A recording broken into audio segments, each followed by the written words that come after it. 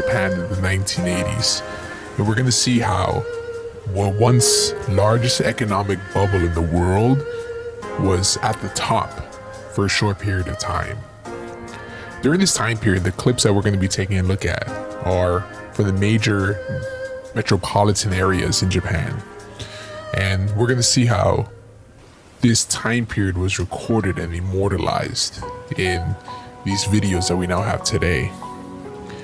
It's really crazy to think that at the time, Japan had 9 out of the 10 largest banks in the world.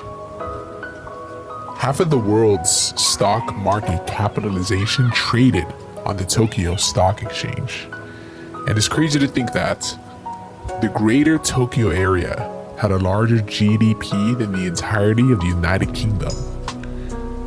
The United Kingdom, which once controlled nearly the entire world. The United Kingdom in which it was said that the sun never set on the British Empire. For a period of time in the 1980s, was overshadowed just by the Tokyo metropolitan area. And it's really to think that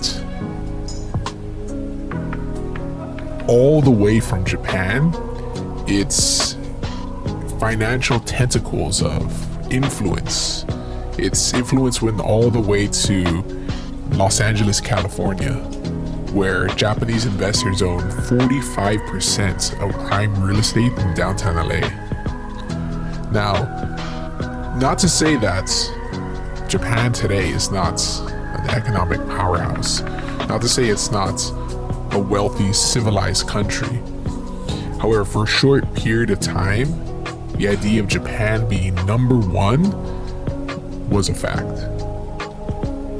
So let's enjoy this time travel back into the 1980s, Japan.